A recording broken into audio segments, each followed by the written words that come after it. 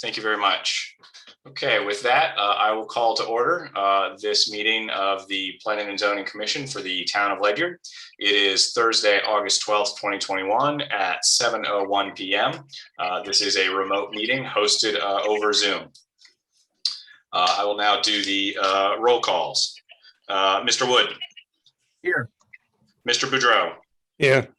Mr. Cherry. Here. Ms. Scanlon. Here. Mr. Capon. Here. Mr. Weisgarber. Here. And the chair is here as well. I'll also note that the town planner, Ms. Hodge, is present. All regular members are present, so I will seat no alternates. With that, I'll move to the citizens' petitions. This is for non-agenda items tonight. Is there anyone who wishes to address the commission? If so, make sure you unmute your line, please.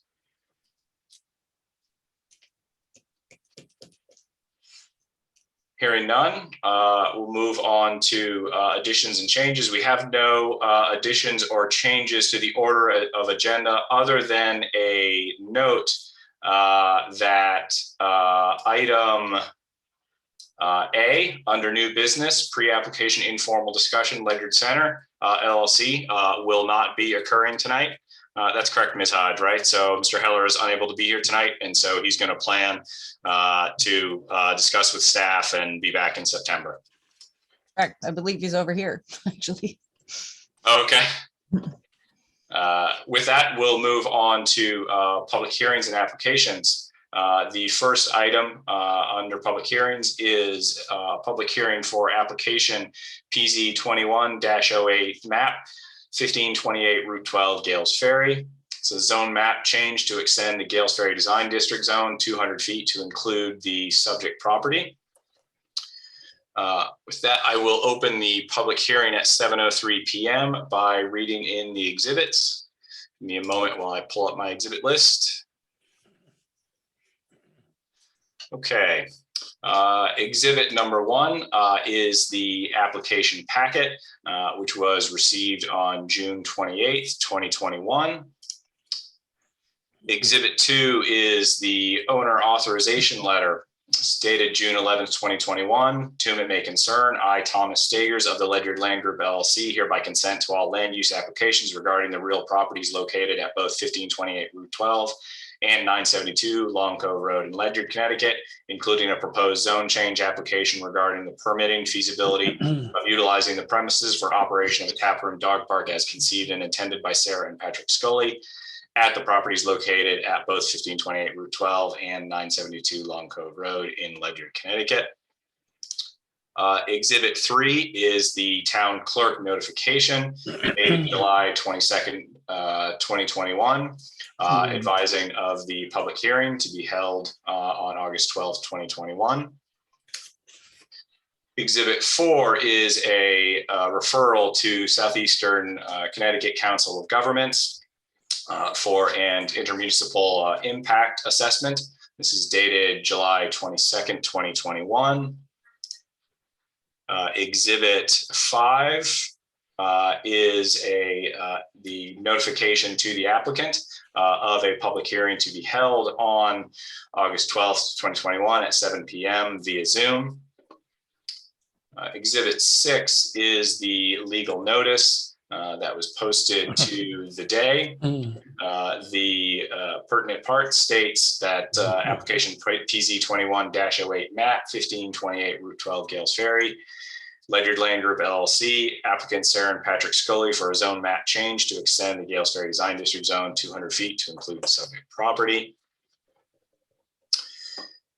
Exhibit 7 is the abutters letter dated July 26, 2021. Dear property owner, in accordance with Connecticut Statute General 87D, you are being notified of a public hearing scheduled for the subject address.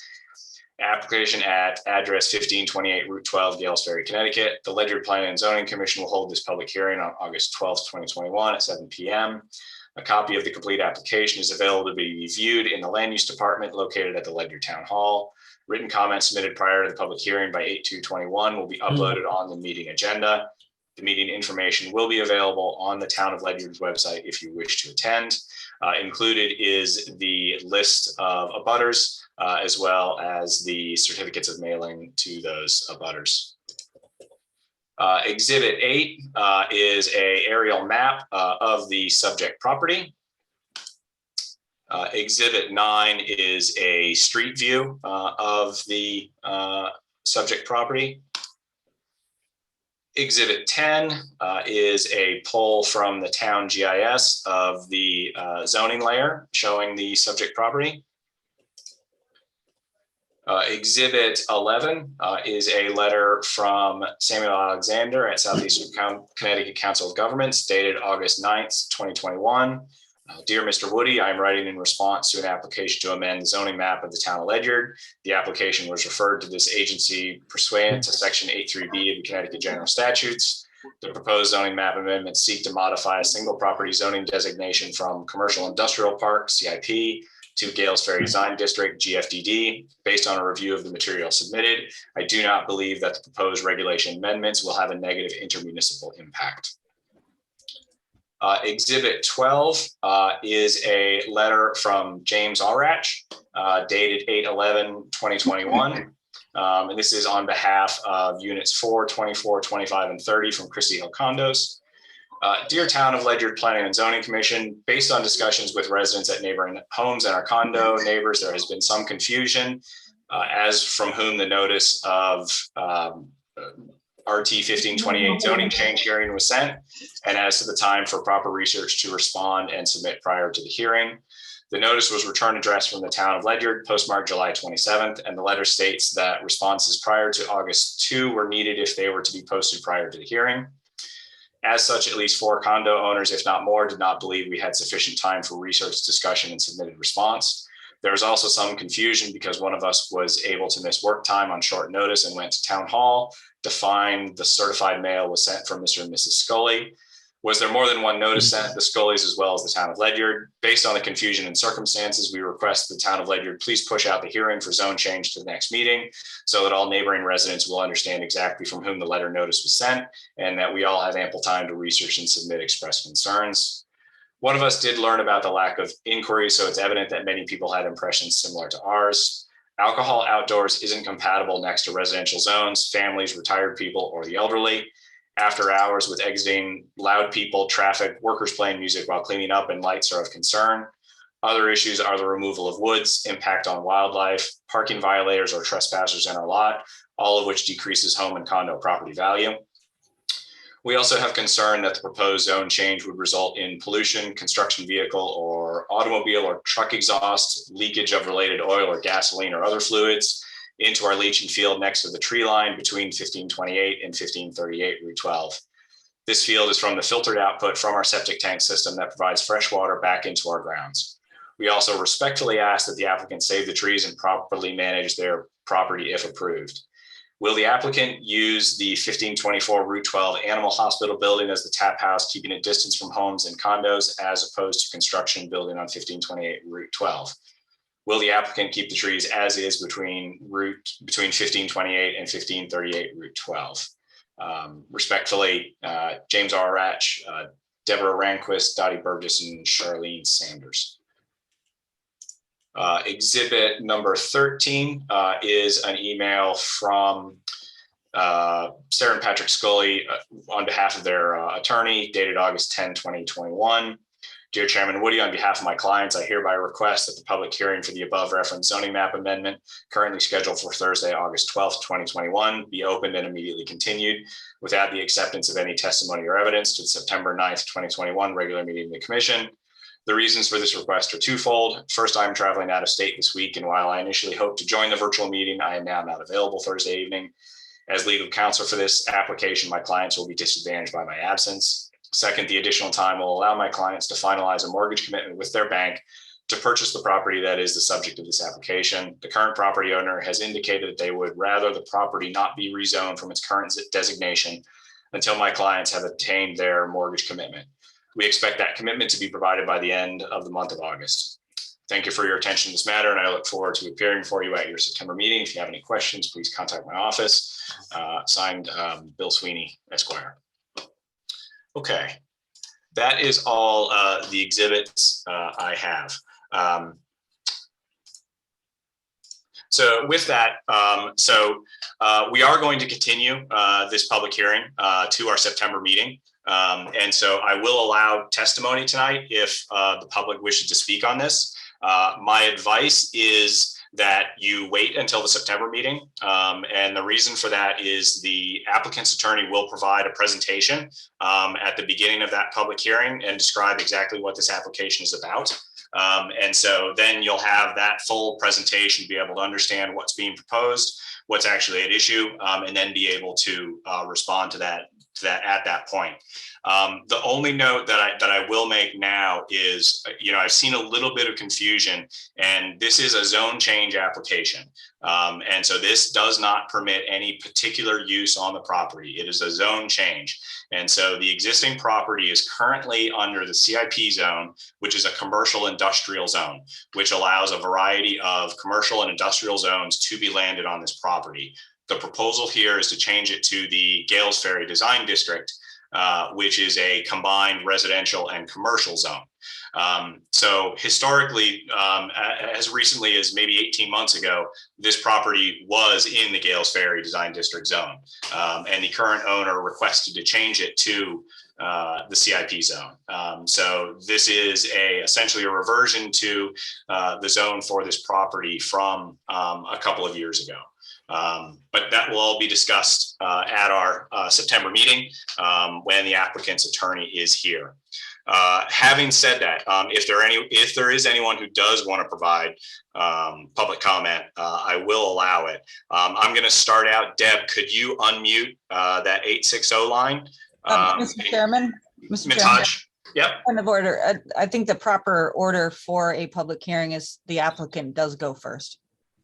I agree, that's true, but this public hearing has been scheduled, and if people are here and wish to make comment, I'm not going to prevent them from making a comment having appeared at the public hearing.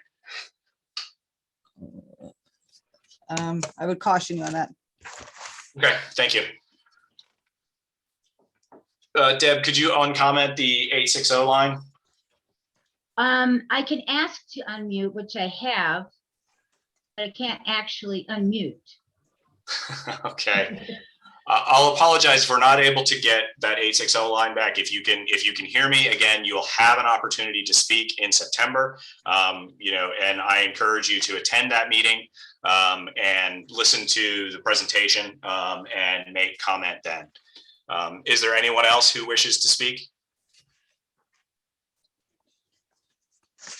So hearing none, I will continue this public hearing to our September meeting at 7 p.m. So I will continue this at 7:14 p.m. And we will pick it up again in September. And I invite everyone who is present here for this application to please attend that September meeting. Thank you. Okay, let me close some tabs.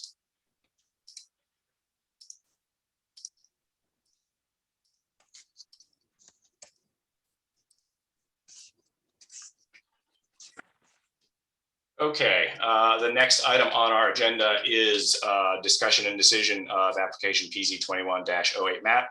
As that public hearing is still open, there is no action on that item. The next item is application PZ21-10 resub, Fireside Farm Resubdivision at 34 Village Drive and 16 Reuven Drive, Ledyard, Connecticut. This is a resubdivision, and so we will need a public hearing for this application. Deb, what is the date of our meeting in September? The 9th. The 9th, thank you. So I will schedule the public hearing for PZ21-10 resub for September 9th at 7 p.m. The next item on our agenda is application PZ21-07 site, 7 Fairway Drive, Ledyard. Applicant property owner Jacob Geer for site plan approval for commercial development, auto repair facility, proposed building and parking area. On August 10th, 2021, we received a letter from the agent, Mr. Peter Gardner, on behalf of applicant for 7 Fairway Drive. I request a continuance to September 9th, 2021. So we will push that site plan review again to September 9th. And I'll ask Ms. Hodge if you can just to follow up with them and make sure that we can either get to a place where we can make a decision on that or that application gets withdrawn if they need to reconsider what they're doing. Right. Appreciate it. Next item on our agenda is item B, discussion on new legislation regarding housing. So I think we're going to have a discussion about this a little bit later under reports, where Ms. Scanlon will review the documentation from the regional planning group. The only comment I'll make here today is, there's been a couple of comments about, our timing on when we're going to, sort of address potential opt-outs or dealing with all of that stuff.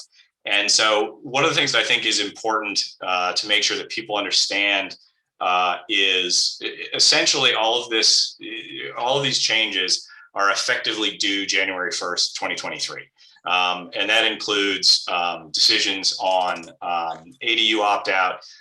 It includes essentially the same timing for getting our affordable housing plan together. And so my hope is that we can do all of that stuff together in one pass.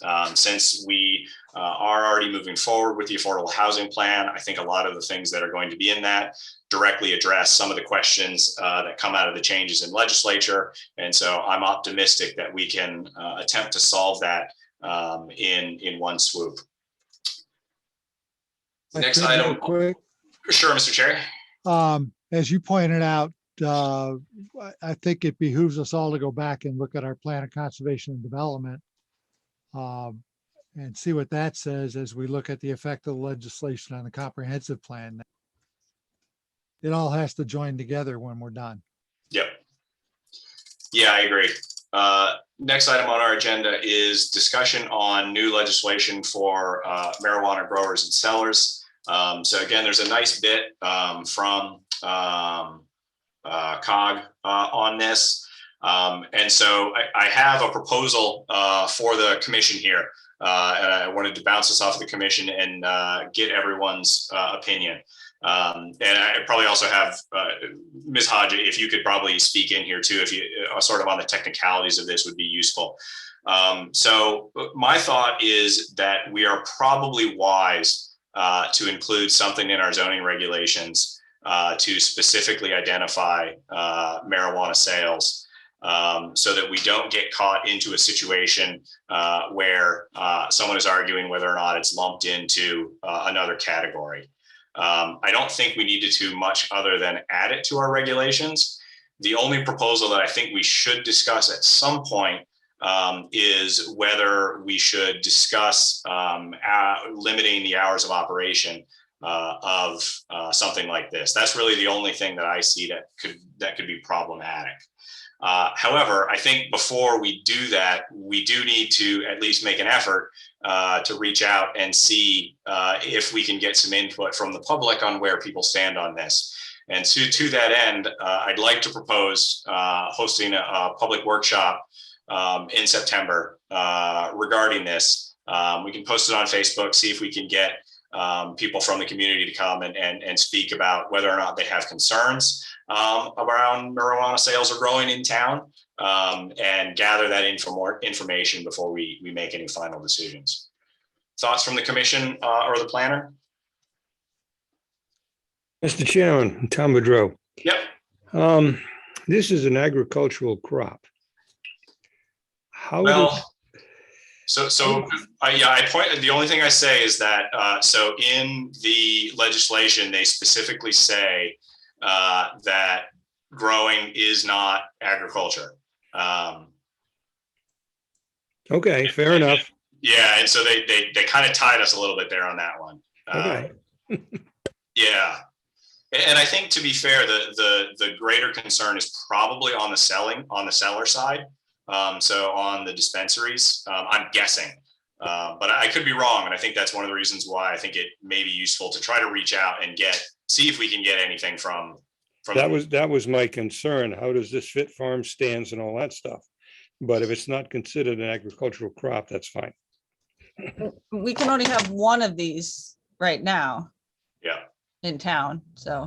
And it's one of each, right? It's one grower and one seller, right? Yeah, I mean, you'll be able to grow 3 plants or whatever, you can have Sure. personal growers can grow Yeah. whatever that, that, but yeah, I think you're limited on how many licenses can be given, and from what I hear, it's ridiculously expensive. So I'd be curious to see how many even, come in this initial phase. Yeah. If Mr. I Chair. could. I think I agree with you. Regulation of hours of operation and possibly what zones it can be done in would be our purview, much as we do with alcohol. But I think whether to allow or disallow it completely, that may rest more with the town council than the zoning commission. And I guess I'd ask that somebody that works with town council land use maybe brings it to their attention, and to Chairman Davis and maybe the mayor. We may be premature having a meeting, but it'll be good to get input. Unfortunately, a lot of the input won't be in our swim lane, I think. And my anticipation is people who are dead set against it. I don't know that that's our purview, but it could be. Yeah, I think that's a fair point. And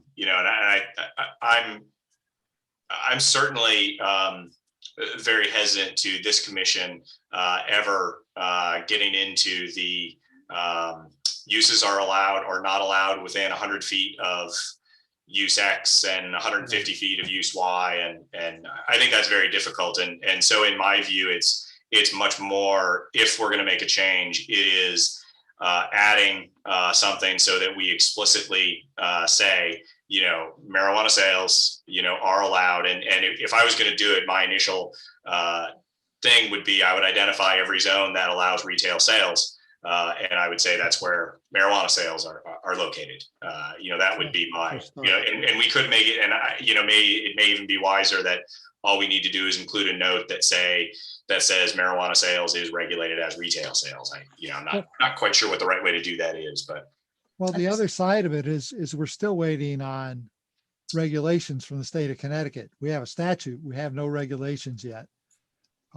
There's some criteria in the bill itself too, Yeah. which might address some of the things that Mr. Woody was just talking about. I mean, they already ban it in certain locations or certain distances, and Yeah. so. Yeah. I mean, part of it is I'm very protective of our zoning enforcement officials, and we appoint them to enforce our regulations, and I don't want to give them something that's just going to cause heartburn for them if it's not our purview, and somebody else should be doing it, like the town council. Woody, Marty here. Please. I would like to reinforce what you were speaking about as far as addressing the hours of operation, having it be in retail area. And I guess I would like to add to that by saying that I don't think we as a commission should get into determining whether shops should be open or not open, depending on the product that they sell. I like the idea of retail, irrespective of what the product is, because that can be regulated much more efficiently and effective by our legislators. So I don't think the product that a shop is marketing should enter into our decision, but truly only is it zoned for retail. Thanks. Yeah, thanks, Marty.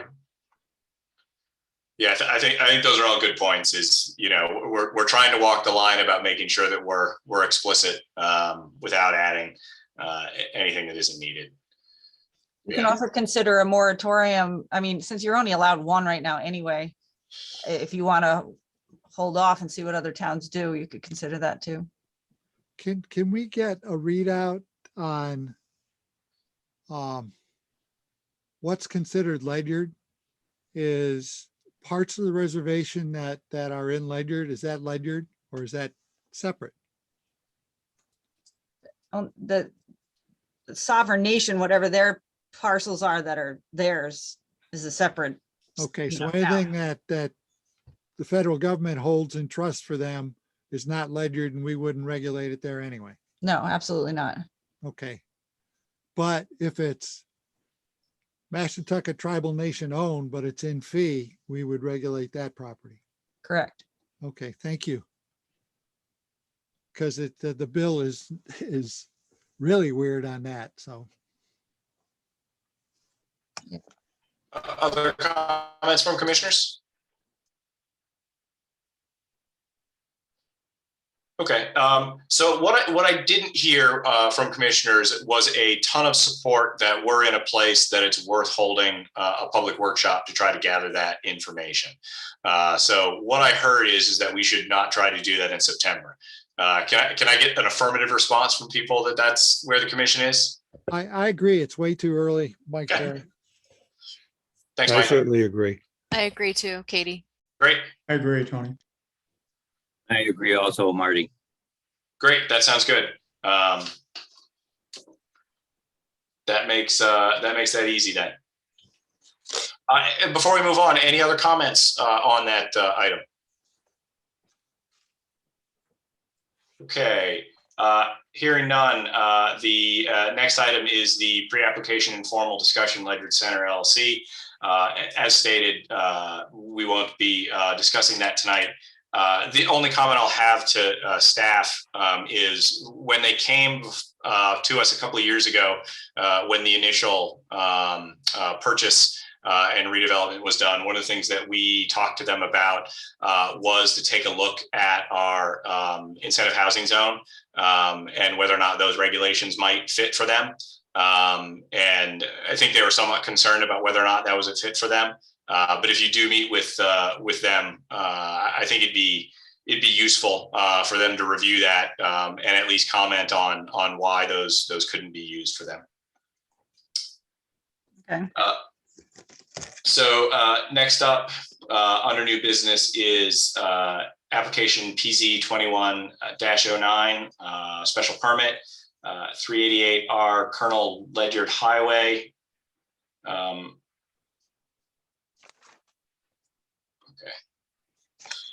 Sorry, I got confused by the agenda there for a second. PZ 21-09 SUP 388R Colonel Ledyard Highway, Ledyard, Connecticut.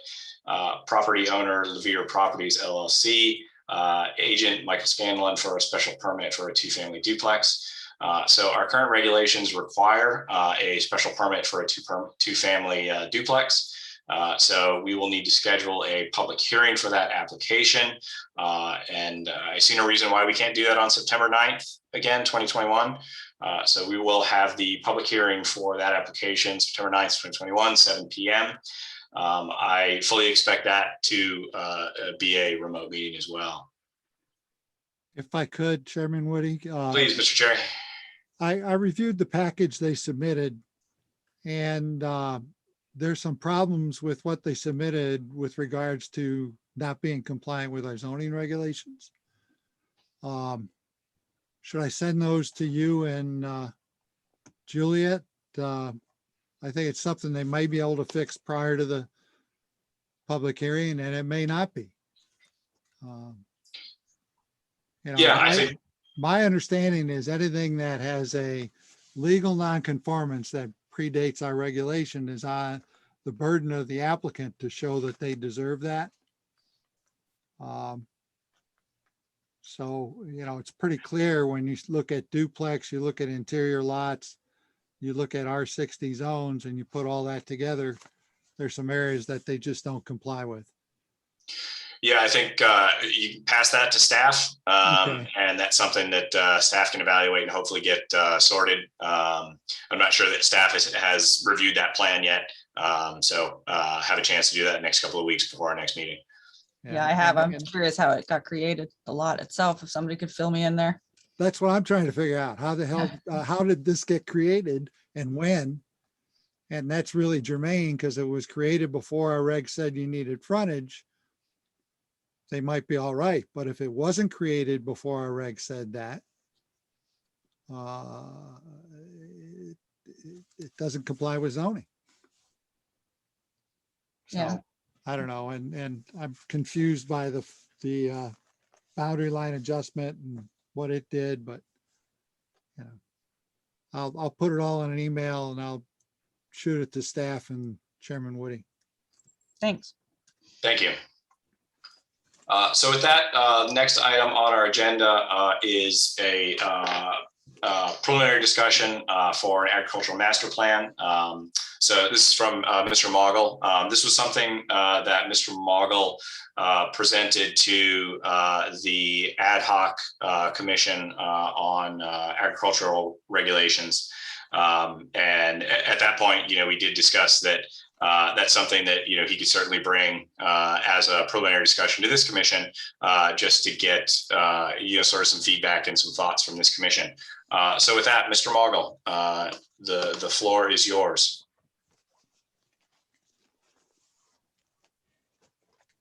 Paul, we can't hear you if you're speaking.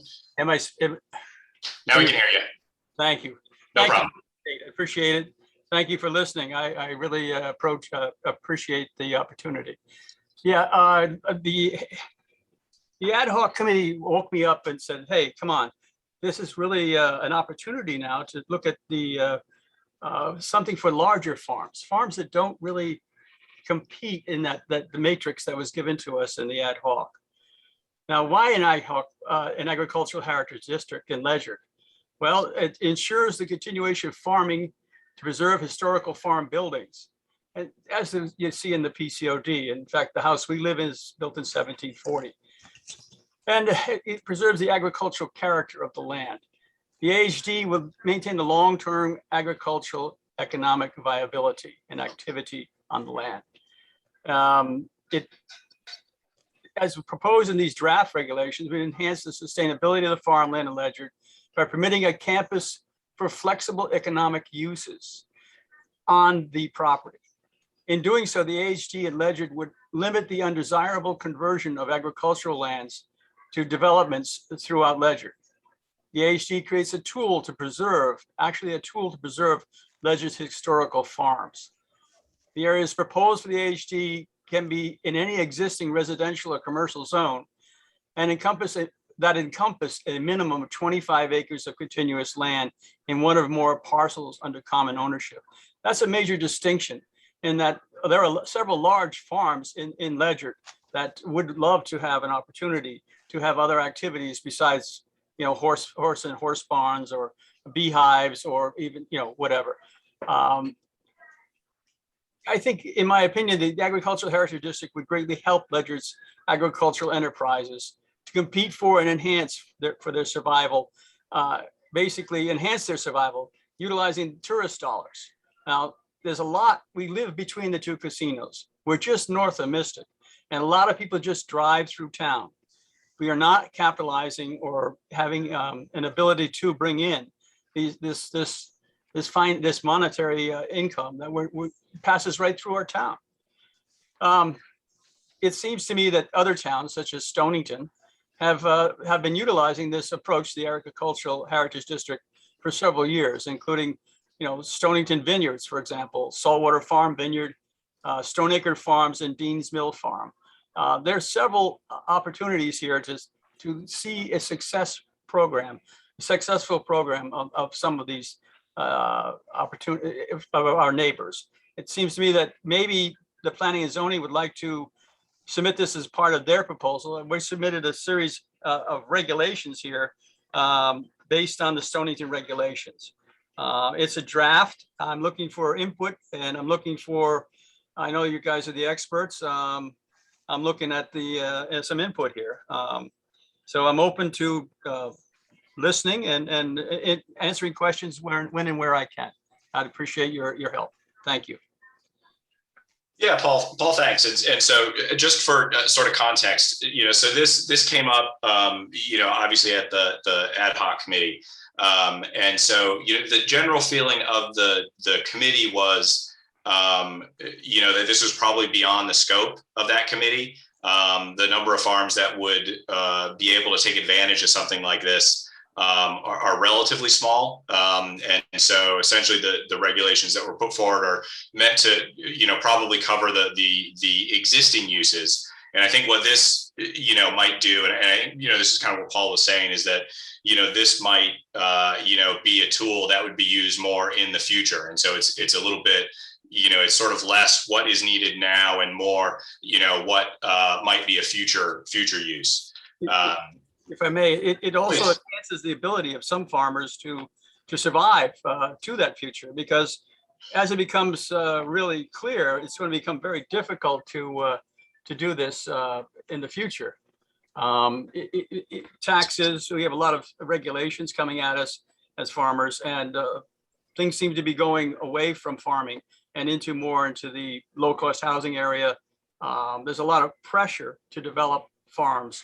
And we have a tremendous amount of farms here with a lot of history and a lot of activity that be really a shame to lose, really a shame. Yeah. So one of the questions that I had is, are there specific uses that the AHD would allow that the proposal that came out of the ad hoc committee doesn't? Yes, there are. Basically, it's a whole series of uses that are prescribed for larger activities. Basically, in a larger farm, you're way off the road. You're separated from others. You don't have the noise issues. You don't have the traffic issues. You have parking off site for, say, 300 cars on your site. For example, you wouldn't have that if you had, if you look at the regs over there, you had prescribed parking places. These things, we can do that too. But the thing is, this scope allows you then to write the regs for that site. It goes with the land. It's definitely something that allows, if we don't comply with that, then we lose the permit. Basically, it's definitely an expansion of activities. And as things flow, as things change, you're able to then adapt it and move into those areas. So I agree. It definitely provides a different mechanism for allowing those uses, but I don't think it actually allows any uses that aren't allowed in the ad hoc proposal, because that sort of included all of those sort of event type things, and there may be some, but I just wanted to drill down. I think it's worthwhile to identify. This is what this gives. So when you do have these big parcels, these are the sort of really the specific activities that we think, this type of regulation would really excel. Essentially, in page 7 of the proposed regulations on item 2 there, it goes into some of the activities. Again, a lot of them are very similar to what is proposed in the ad hoc, but the actual ad hoc doesn't allow them to be prescribed to a particular site. It's more a general one size fits all. Whereas this one is adapted to a particular activity in site, and it goes with the land. So basically, you would have certain activities that you would do on this site, whereas even though you could do all kinds of other things. In the ad hoc, you'd have a prescribed number of parking facility, parking. Let's say if you had a small lot, then you can only put in 10 places to park. It would limit an activity on a larger farm. Events, for example, you'd have problems with noises, you'd have problems with parking, you'd have problems with cleanup after. A lot of the things we've seen in other areas, we don't need to see here in Ledyard. And I think if we do it right, as we have seen in Stonington, for example, and in some other areas as well, it can be done without having these issues that we're concerned with continually, and the health and safety use. Other commissioners, I don't want to be the only one talking. Yeah, if I could ask, I need some help understanding where we're going. So my understanding is the Agricultural Heritage District Master Plan is a plan for a plan. That says you're going to come in, you're going to give me a plan, and in my legislative capability, I'm going to set regulations based on this Agricultural Heritage District. right now, there are no regulations for the things on page, what was it, page 8, Paul? 7 and 8, yeah. Yeah, so we would have to write those regulations when we decided we were going to have an agricultural heritage district. I think, Well, I mean, Juliet, you were involved in this in a previous life. Help. I think this is an added layer of regulation that's very unnecessary. I mean, I guess I would ask you, Paul, do you feel like the nuisance issues you just talked about aren't controllable with a special permit? Like, why do we have to get, you know, that be so limiting, you know, in language by putting it into a floating zone where you're in your full legislative capacity? It seems like it's a lot. If you're worried about noise, you have a special permit, you can limit the number of guests, you can limit the hours that they can have their wedding, you can limit outdoor amplified music. I mean, there's controls you can do in special permit without having to go through this, make the applicant go through this whole process of adding an entirely different zone and a much more expensive, less predictable process.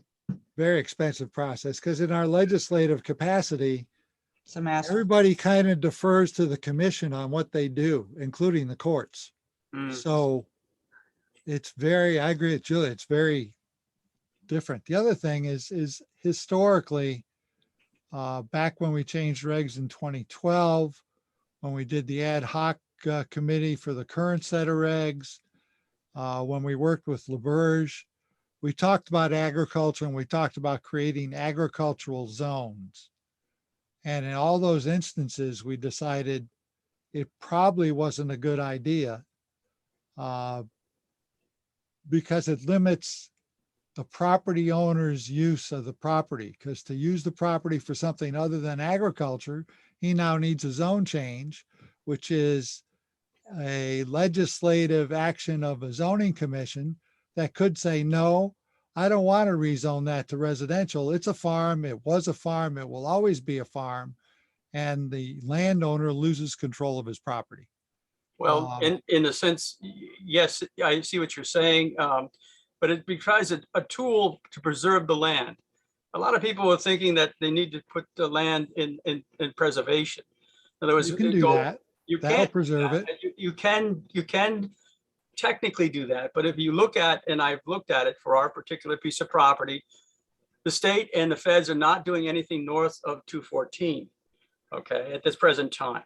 So there are some other types of land they are interested in, but they're not really interested in Ledyard because of our stony and inland wetlands kind of nature. We grow rocks. Ideal for development. So this is one way to hold a tool. You're facing now a group of laws and regulations that'll have a lot of affordable housing coming into Ledyard. This is one tool that will help you not allow a lot of the larger culturally sensitive areas to be converted into housing developments. On that note, exactly, I wanted to point out, but you're making it harder for them to have other activities on their farm. If your goal is to preserve the farm and let them do other things that would keep that farm viable, you're better off with basic regs. Except each farm or each plot then gets to write the regulations with their attorney and of course, yourself. Those regulations would have to go through a public hearing and then be approved by the planning and zoning here in Ledyard. It's not You're a doing direct great process. right up to that last step, Paul. Once it goes to the Planning and Zoning Commission, you have no control over what the zoning commission is going to feel is right to do for Ledyard for the next 20 years. Well, again, that's why we need the regulations in place before we do that. No, because I think that's one of the things. That's what's weird about these, right? And I think many of the commissioners here were here for when we put the technology park master plan zone in. So we got kind of the course on exactly how that works. But when the zone change is done in order to land this zone, the agricultural district, when this is landed, the zoning commission is acting in a way where we basically get to do what we think is right. You know, we sort of have all of the power in deciding a bit arbitrarily on whether or not we think something is right or wrong for a parcel, based on planning. We're not bound by the current regulations. And so we have a lot of flexibility there. And so I think that's the danger to an applicant. And I think that's what Ms. Hodges was saying about it being an unpredictable process, is that when an applicant comes in, you know, if we have a particular thing that we want to insist on, you know, we have a lot of flexibility to do that. Whereas in a special permit process, you know, or a site plan process, we're bound by the regulations that are written in our regulations, and we have to follow those rules.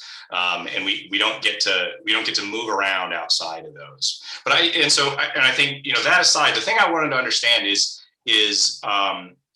the comment about how this allows us to preserve the farms, because that's the thing that I really want to understand. Because do you say that because it allows more of these sort of accessory pseudo agricultural uses on the farm, or is there something else about it that helps to preserve the farm as it is? Well, yes, there is. Once you do get approval and you lock in this agricultural heritage district for a particular farm, you're limited to the activities you put into your regulations. Basically, it doesn't allow, unless you take it out, you cannot go to 830G. Presently, a farm could go to 830G really quickly. They could set up let's say, redivide its land and say, I'm going to go develop 75 apartment units over here, and boom, it's done. Right, but if I'm a farm right now and I'm 50 acres, right? And I, you know, as a town, we decide that it's a good thing for that 50-acre farm to remain as a farm, right? Your argument is based on the fact that they are going to go ahead and go through this process to land that zone there, right? There isn't. It feels a bit stick-like instead of carrot-like on what do we do to make sure that farm can remain viable. Well, the other thing is it's not just you can't make enough just growing a product and selling a product. You have to value add to that product. You've seen that with Holmberg. You've seen it with us. You've seen it with the farmer, the sweet farm over on Route 214. The people have to sell a value added product to exist. Selling a farm commodity cannot pay the bills. Basically, farming will then go to saying, okay, let's not go to the second generation. Let's not move it on. Let's sell it off as, you know, can we get the development rights and move on, or can we, you know, move into 830G? What can we do basically when it goes from generation to generation? This one allows the transfer of that activity and that income. It's more than just farming income. The right. Income is coming from various sources. So you have cash flow from several sources. But isn't that exactly what the ad hoc regulations do? Exactly. Is try to make it explicit that those accessory uses are allowed, right? Well, I mean, that's what that's all about. Yeah, with these rules, right? With the rules that are part of the special permit. Yeah. This is normally not allowed, but you can do it if you have the parking, you can take the noise, you know, all the things that Juliet rattled off that you would put in the regs to get your special permit. But landing another zone and calling it agriculture and heritage zone, that's a legislative process. So no two of them are going to be alike, because one guy's going to want to do weddings, one guy's going to want to do car shows. Neither are agricultural events, so they would have to be added to the site plan. And Paul, you're mistaken. The affordable housing appeal procedure, your agricultural heritage district will not prevent you from somebody proposing affordable housing that meets all the rules for housing and appealing the town's decision to deny it. It nowhere in there does it say can't have affordable housing in agricultural heritage district. They couldn't say that. About industrial areas with no homes. Well, so look at it from Nothing another about point of view, farms. Mr. Cherry. If we have 3 or 4 examples over in Stonington that are currently working quite well, what components of that can we incorporate into Ledyard to make that very constructive for us? In other words, we're leaving tourist dollars on the table. It won't be a generic regulation. It won't be all one size fits all. It'll be a regulation suited for this property or your property, Mr. Cherry, or yours, Miss Hodge. So basically it would be, each one would have a different activities associated with agriculture. But what, Mr. Cherry, hold on a second. I want to, if other commissioners have questions, I want to let them speak. This is Commissioner Katie. Please. The only thing that this brings up for me is that a lot of the uses that you would like to allow are already allowed with our supplemental regs, like the country inn or you know, the various different, the campground. Like there's opportunities if people have a business plan in mind for that, you know, next generation to be able to afford to keep the farm and ways to have businesses on that land. It seems to me like there's means and avenues already to create that. Other commissioners have thoughts? So hearing none. So Paul, I think the thing that you got to convince the commission of, from what I'm hearing, and I'll ask, you know, commissioners if I state this wrong, is we got to figure out if there, you know, what sort of are the specific things that this type of regulation is going to allow farms to do that they won't be able to do under the existing regs, I shouldn't say the existing, under the proposed regs from the ad hoc, or sort of what real benefit, what concrete benefit this will apply to that. And I understand the argument about sort of the way it lets you do, you know, a bit more site specific regulation. You know, I think the commission's is familiar enough with these master plan floating zones to kind of get that concept. But what I'm hearing us struggle with is what will this let farmers do that they won't be able to do under the accessory reg that would make it worth the additional effort that it's going to be to land this zone. And so I think that's the argument that has to get made. Ms. Hodge? Sorry, Paul, we'll go to you next. Sorry. There's a couple other things to consider here too. Enforcement wise, if you're making up different rules for different farms, that means all of those different regulations that you've now created specific to that property are what that zoning enforcement officer has to enforce. So that is difficult in and of itself.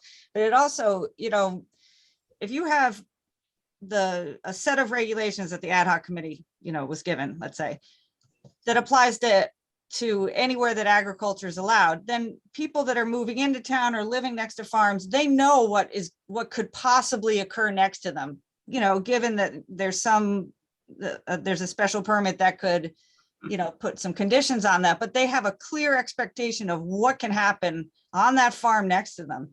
But if you allow an overlay district like that, there is no clear expectation of what could happen because it's totally up to the commission to allow anything to happen. So that's, you know, it's just, it's, I don't know. I advocated for the one in Stonington. I mean, I thought there's nothing, I don't have anything against it. It's just, the more I think about it and the more I think about how it's worked in, you know, the town that those regulations are in place, you know, it works fine because it gives people a wide range of other things you can do on your farm. And it also gives the neighbors an understanding of what the possibilities are. So thanks. That's fair. I hadn't considered that. You know, I mean, every time you do land one of these, you are essentially adding a chapter to your zoning regs. I hadn't thought about it. It's a fair point. Mr. Mogul, sorry. yeah, it just seems to me it would be impossible for a generic regulation to be adequate for all economic uses on all farms. So one size does not fit all. What if you generalize the uses? Yes, the regs seem to limit the scale of the campgrounds or the country inns or the conferences. Let's suppose you had a large conference on a 200-acre farm. I mean, would that be an issue? You know, it always comes true though. At the end, the commission can change the regulations the way they want. I mean, it has to come in a site plan as a proposal to the commission. The commission has to review it and modify it its way and make it fit their way. So the commission is the controller on the whole thing. It still is. It's not taking the control out of the commission's hands. again, in one size, it doesn't fit all, especially as you go forward. And the regs seem to have that idea with one, stamp, and that would be it. It doesn't seem to be very flexible in terms of economic opportunities.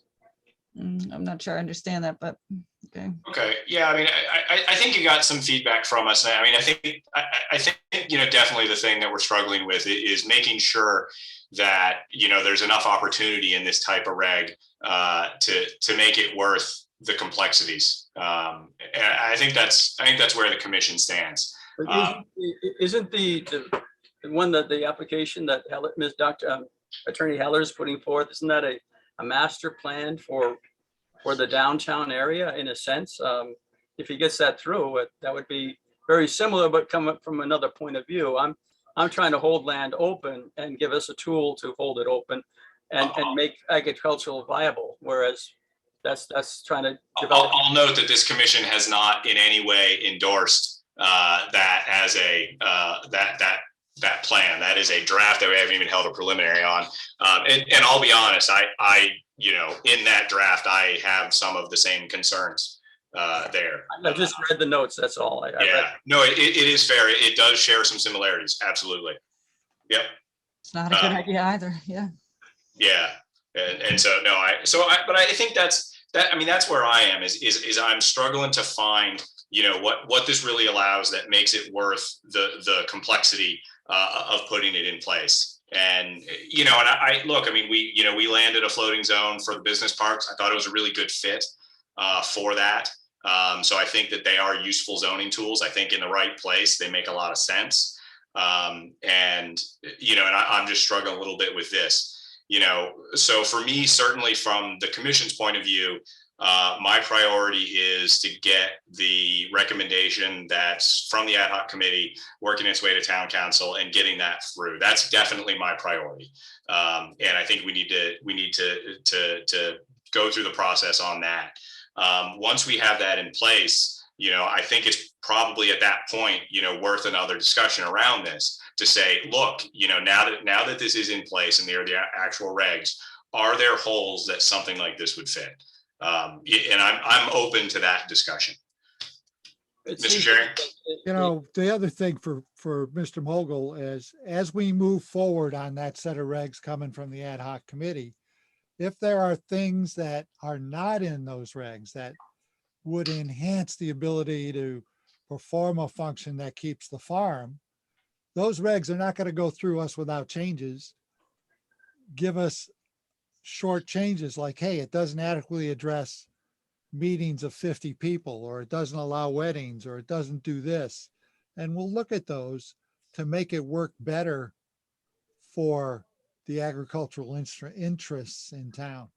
Well, it's more than agricultural interests, but again, the technology park regs are another example. But I'd like to know what other members of the group think. It'd be interesting to get some more feedback. I've been jotting down your notes. Let me put it in perspective. I'm coming down to one of my last 2 meetings with this group. Oh. But this is a legislative action that requires 4 members of the commission to approve it. 4 out of 5. Because it's a zone change. So I think if I were you, what I'm hearing is I need to do some work on this. I need to make it more consistent. I need to show why what the ad hoc committee proposed won't work, or you're not going to get 4 votes. I mean, let's be honest how it works. You need 4 votes. And this Commissioner Scanlon, I think many of us are advocates of farming and preserving farmland, and I don't think you need to convince us of that particularly. We agree. That's my 2 cents. But providing more restrictions to somebody that would then voluntarily apply it to their land doesn't seem to be a good use of this process to me personally. Any other commissioners' final comments? This is Tony Capon. I generally agree with what everybody else has said. I think also we need to separate out the use issue from the preservation issue. They're not the same things. There's certainly ways of preserving your land as open space in perpetuity if you want to, without doing anything with zoning. So I think that's a little bit to me of a red herring, but I agree with everybody else. I have concerns with this ad hoc, every district is going to be different. I agree with Ms. Hodge that that's going to put the enforcement person in a difficult situation if these things multiply. And I don't know the ad hoc proposals well enough yet, but I'm still looking for what specifically would this allow us to do that the ad hoc proposals would not allow us to do combined with special permit. Other commissioners? Mr. Wood or Mr. Whites-Carver, any comments?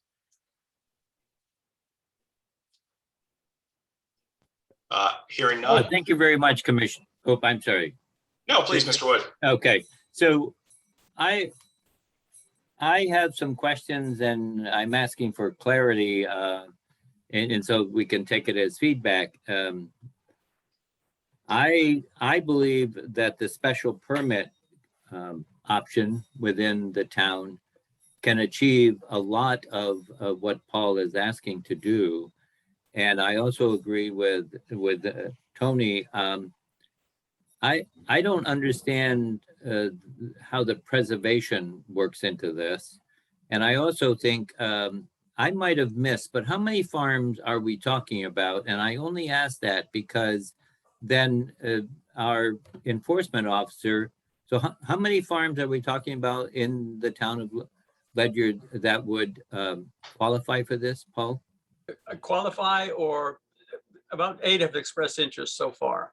8 large farms. Okay, They're not small farms. They are 100 acres to 300 acres farms. Right. So I guess 25 acres or more, right? That's what you're saying. That's correct. 25 Yeah. or more. And so there's 8, is that what you said? But how many? That have expressed interest. Right. But again, there's a whole lot more of others that may or may not see this as an opportunity. They may go the other way with a special permit, or just accept the regs for a smaller farm, or continue to do what they're doing at the present time. I don't know. But right now I know of 8. So. Right. So I guess where if we were to have our enforcement officer and say there's more than 8, but less than how many ever, then in addition to the regs, everyone will have a separate regulation. So I guess it boils back to me as what's achieved by this document that we're talking about that I, as a farmer, can't achieve with a special permit. Well, if I look at, excuse me, I'm sorry. Go ahead, Mr. Boudreau. I spoke up. Go ahead. Oh, as a farmer, I think it's then, if you look at Stonington, for example, over the last 20 years, there have been 4 of these that have jumped forward and looked at this. So I don't think we're going to have, of the 8, probably 3, or I know of myself and someone else who would definitely do it. Maybe 1 or 2 more, but that's about it. I don't see more people looking at this, or maybe they just don't know about it. But I would see if Stonington in 20 years put together 4 of these districts, how many would Ledyard put together? I don't see a whole lot of them. I really don't. I think it is a special event, a special thing that it doesn't really limit you. It allows you to do these things that are not in the ad hoc regulations at the present time. There's a lot there. Which uses aren't allowed in the ad hoc? Well, our weddings there, our Yes, meetings for weddings. 200 people there. Yeah. Weddings are allowed, right? Can I land a Special permit helicopter? for events. Can I land a helicopter here and have wine tastings and take them to casino? Want helicopters to land? Haven't they always? I don't know. I don't know. It seems like it's allowing for these a tremendous amount of uses with absolutely no control. Then that's even scarier. You know, I mean, You're right. You're right. you know, Mr. Cherry. what bothers me is, though, as written, it says on page 5, this can only be located in a residential zoning district. That's line item 11. So Yes. now, it's not agriculture. We agree it's not agriculture. We're allowing things that aren't agriculture on land that may be an active agriculture farming enterprise or not, that aren't allowed in the zone. To me, that's classic special permit, allowing something not allowed in the zone by special exception. And I think that's the easy way to do it. I agree with Ms. Hodge. But you can't do that. You can't have a use variant, like No, a but use you can, special exception, but you still have to have some regs in place that allow for right. that type of activity. But, airports, we're not going to allow a helicopter to No, of land course. on a farm. It's not an airport. Agreed. Yeah. Would each? Okay, last call for comments from commissioners. Mr. Chairman, I have one question for Paul. Has Please. nothing whatsoever to do with what we're talking about. I know where your house is. I know it was a colonial house built in 1740. The house I grew up in is about 3/4 of a mile from there, built in 1737. Who built that house? Was that one of the Allens? Before the Allens, it was, Okay, I'd have to look it up. I have a whole folder on the house. I Okay. apologize. yeah, I was curious because the Allens didn't build that many houses, but they bought up a whole bunch of them. I see. And so I wondered if that was one. Now, we're the fourth family that's owned the house. Okay, The people have passed it from generation to generation, Yep. which Mm. is, we're just sort of, how should I say, caretakers of this property. Yeah, And the one I grew up in was built by Silas Dean's father. Silas Dean, yeah, that's very nice. Yep, yep. I think that was Les and Leela Gray. Maybe so. Yes. Mr. Boudreau would know. Yes, he would. He probably has the book right there. But yeah, so I thank everyone. So I think, Paul, you kind of got where we're coming from, trying to figure out how to balance that complexity, something like this. And so, obviously, I think it's an interesting tool. I'm more than willing to, continue thinking about it and seeing if there's something that we can do here. And I also thank you as another resident of an old house for saying that you are just a temporary caretaker of the house. I like that. I like that phrasing. I appreciate it. So. So do I. Mr. Chairman, one further thought. Oh, sure, Mr. Boudreau. I would like to see it separated between what you can do and what you can't do with farmland preservation. They're two different issues. I think that's a good point. I think it maybe that those two feel a little confused, and it's not obvious, kind of how they mix together. So that's fair. So with that, thank you, Mr. Mogul. I appreciate it. I assume and expect that we'll hear more from you over the next couple of months as those ad hoc regs, which Mr. Mogul was a part of that group, and I thank him for that, as those work through. So I expect we'll probably get those to the commission sometime in September, October, depending on how the town council moves. So thank you very much, Paul. Appreciate it. You're welcome. With that, next we'll move on to approval of minutes. I will accept a motion. So moved. Second.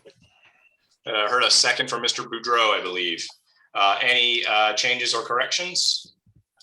Commissioner Woody, I have a few recommended changes that I believe. If we look at page 3, the second paragraph in the bottom, it quotes Commissioner Cherry, and excuse me, but I think I have to read the 3 sentences to make sure that that this edit is meaningful. It says, Commissioner Cherry, in previous discussions about the reg, said, what will we do if they approve marijuana? It was kicked around the table and it was said, if we ever approve it, and then here's where I think the change is, why would not? I think the word not needs to be entered in there.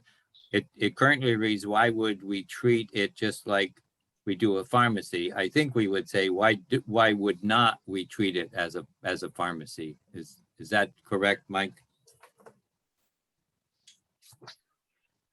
You're still muted, Mike, but I think I lip read you as saying that's correct. Yes. Okay, good. That's okay. So I think that, and then that would be the change that I would recommend that we edit and just add that not in there. Thanks, you. Deb. Are you able to make that change? Yes, I can. Thank you very much. Any other corrections? None. Hearing none, I will call the passage of the minutes with the change proposed by Mr. Wood. Mr. Wood, Approved, yes. Mr. Boudreau, Yes, Mr. Cherry, Yes, Ms. Scanlon. Yes. The chair votes yes, so the motion passes 5-0. Next, under correspondence, there's a couple of items from Mr. Treaster. So Mr. Treaster did provide a formatted version of the recent zoning enabling statute. I thank him for his effort. I would merely caution the commission that hasn't been prepared by staff. So it hasn't been reviewed internally. So my recommendation would be, if you have questions on that legislation in any way, direct it to our staff. That is what they are paid to be experts in. Under reports, first we have our town planner report. Ms. Hodge. All right. I'm not sure what format you're used to getting reports in. I had a certain format in my former job, but since things are a little chaotic in the land use office right now, we don't have our zoning enforcement officer, so I've had to assume some other duties that I didn't initially have. So apologies for not being, I couldn't reproduce his report exactly. That's fine. And so just a word on that. We have not typically, our former planners tended to give verbal reports of what was going on. I think the activity report, as you presented, I think is a really nice format. It makes it easy for commissioners to read ahead of time, and then if they have specific questions on something, they're able to do it. So for me, at least, I think this is great.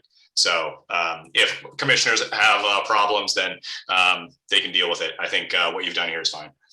Yeah, I like it because then when it comes time to do an annual report, I can just go back through and start counting. Yep. So anyway, you can see some of the applications that have come through. I will note that the ones on Rockledge, that's part of, what is it, Stonegate. Yeah. There's still some outstanding issues from a stipulated judgment that haven't been resolved. So their applications are being held up because of that.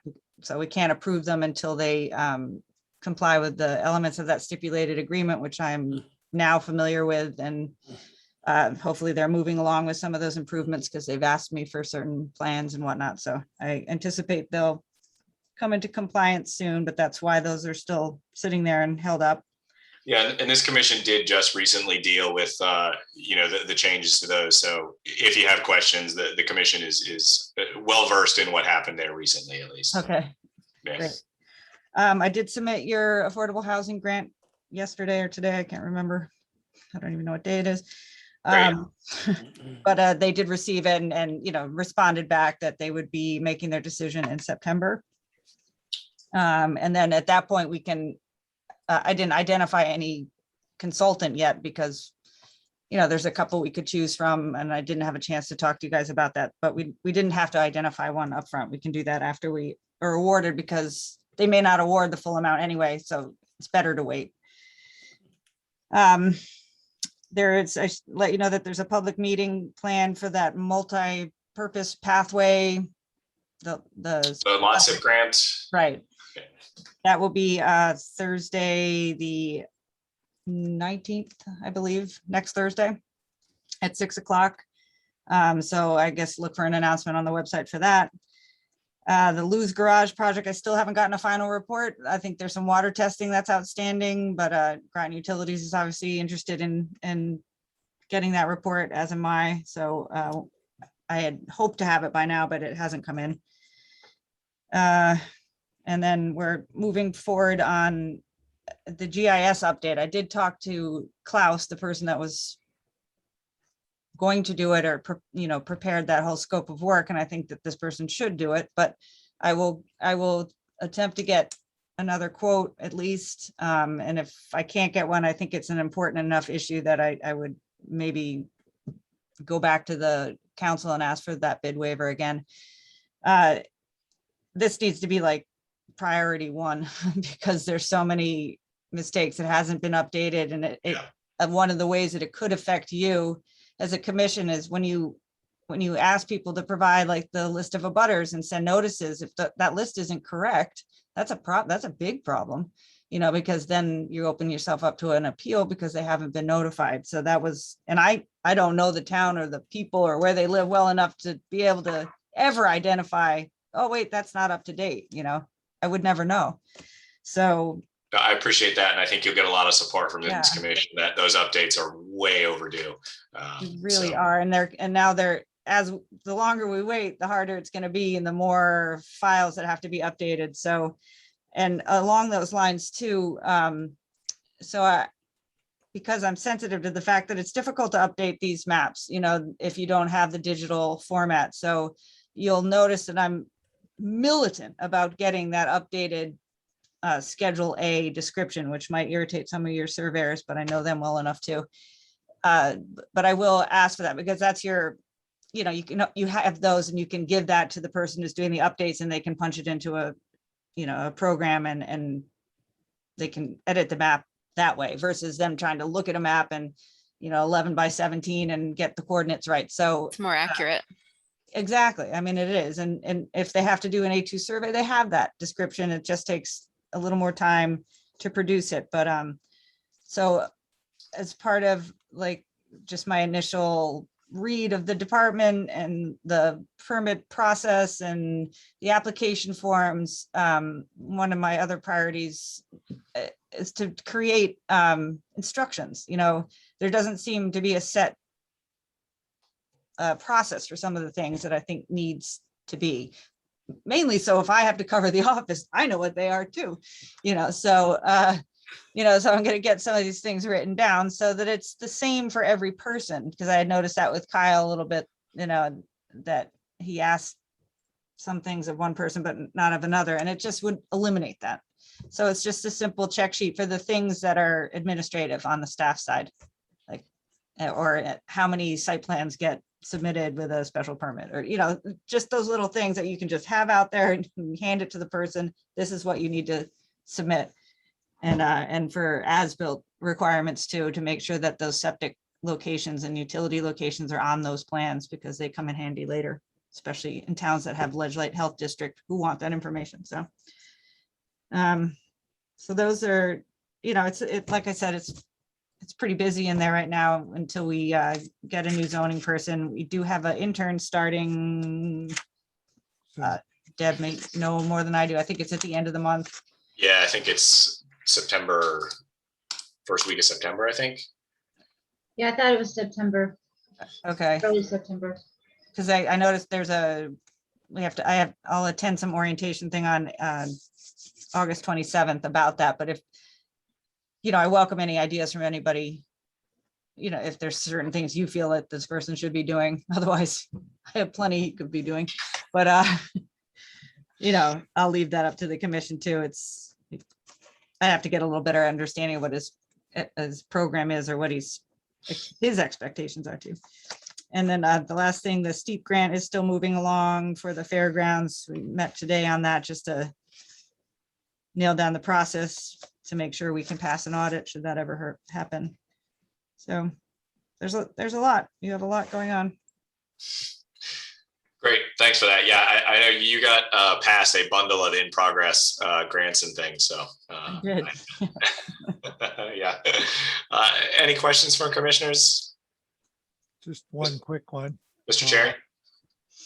On the permit applications from the 22nd of July, the change of use on 7 Hurlbut is listed as hair salon.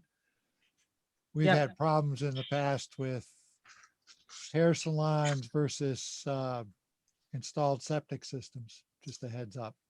Yeah, I think that's just a change in tenant. It's already a hair salon. Okay. Yeah. She's adding a sink, Uh-oh. but Ledyard has to review that. So, Yeah. and I'm not Great, sure they have yet. So, thank you. So no zoning official report tonight in case anyone isn't aware. Mr. Felice has left. He submitted his resignation a couple of weeks ago. So I believe he is now off landscaping. So we thank you for his service. I'll try to include his stuff in there in my reports as well, as much as I can, but yeah. No problems. We had an application for excavation and a garage on Long Cove Road. and they wanted to go 946. Back and try and fix it. I notice rocks keep moving around. Oh, is that I don't wanna say- 946? What number is it? 1026. I don't want to say he's still excavating, but he's moving stuff around, so. And I expected him to come back pretty quick, I guess. I'm trying to think of the name of that person. Yeah. I thought it was 946. Is that the one? All right, I I'll thought look. it was 1026, but I'm lousy with numbers lately. I'll look up both. Oh, and records reorganization, we're gonna work on too, to get everything by street file so I can actually find it. Would be helpful. Yeah. That would be great. I see Deb nodding. She'll be happy to have that. No, she's been helping. She's been great. Yeah. We have a plan. Excuse me, can I just ask a quick question? My name's Christina.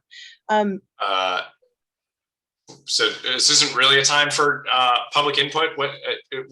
Is it a quick question? Yeah, I was just wondering, are the permits online somewhere? Is there somewhere you can check status of permits? The status of it? No. Okay, thank you. Yeah, no problem. So with that, the next item is any other reports? Katie, do you want to talk about the legislative summary a bit? Sure. We got that great summary that was put together that I had Deb send out. Did everyone have a chance to look through it? It's very nicely organized. Yeah, I found it immensely helpful. Basically, it kind of, I think the one that's going to have the biggest impact on us right away is, of course, checking our POCD and our regulations and how the fee schedule is for affordable housing and all that. But then on our side, accessory dwelling units, I think, are probably the biggest change that we want to look at or consider a discussion about, maybe prior to a public meeting about it. I think the way that they've laid it out, there might be a few things that we as a commission have concern about, but more or less, I do think we're going to be more restricted by the health code than by what's now permitted by right with this new legislation.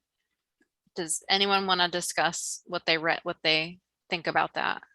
Well, so when I look at this, there's a couple things that that I always think about. And the first is that nothing in this. So first of all, when we updated our POCD a couple of years ago, right, we called out that we expected to be revisiting ADUs and probably expanding where they were allowed. And so our hand's been forced a little bit by this on the timing and what's allowed, but it's something that we knew we needed to consider. And for me, the thing that is really important to remember is that this doesn't allow anybody to build a building that they can't build today. It lets them have a different use of that building, but it doesn't let them build a building that they can't build right now, right? And so, sort of as far as, the impact of this, for me at least, it feels like it's fairly minor. I agree.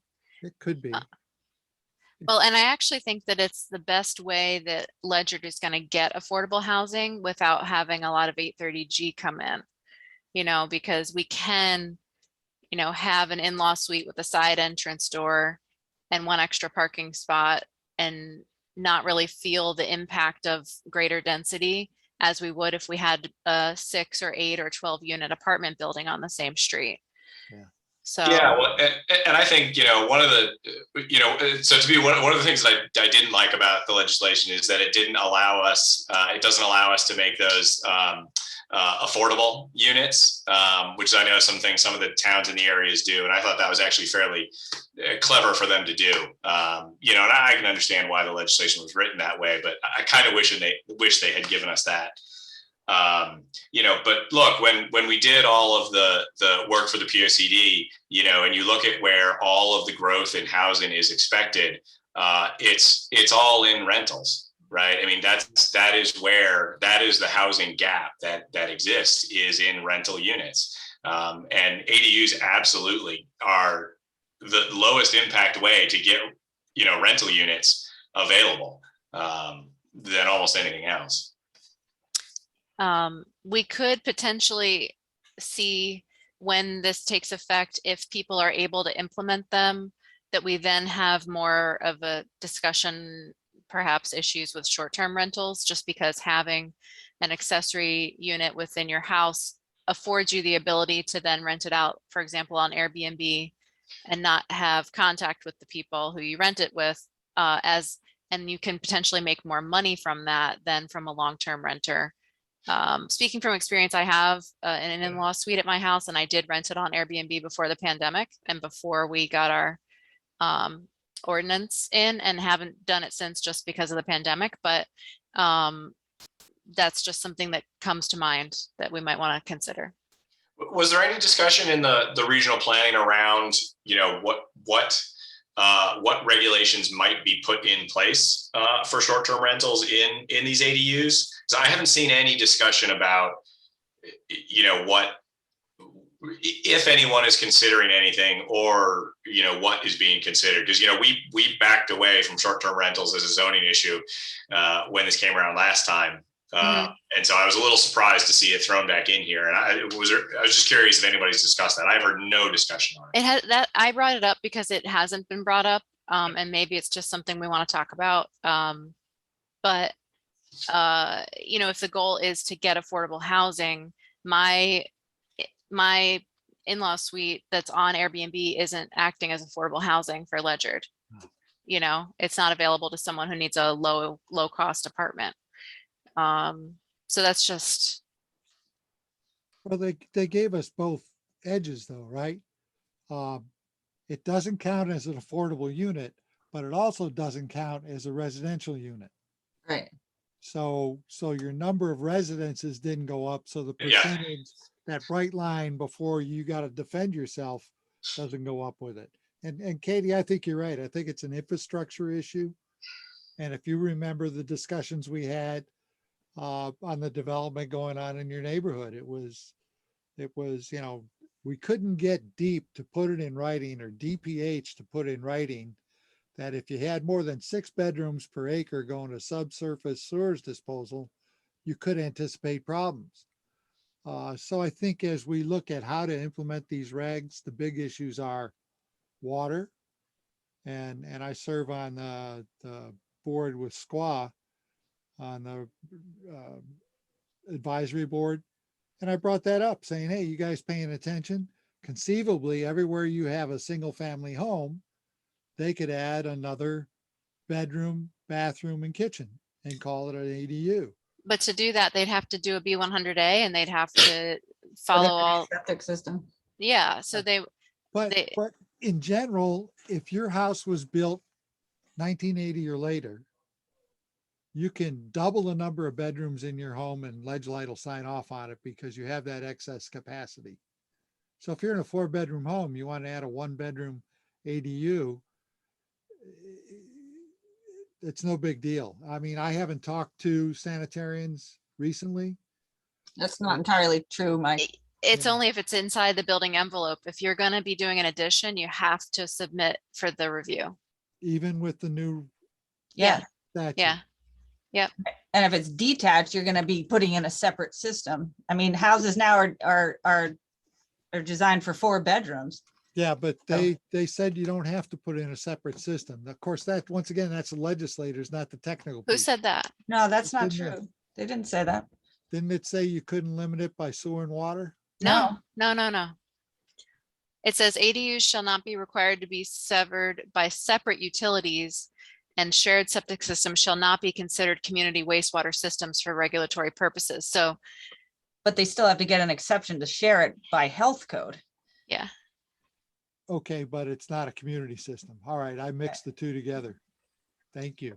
Yeah. And I would also clarify, the reason why it's hard to make an ADU a deed restricted affordable to count for your qualified affordable housing is that somebody has to manage that, and homeowners are not equipped to do that. They'd have to go through the training, and you have to advertise a certain way. You need an organization to manage that. So it's not And practical records. for your ADU to do that.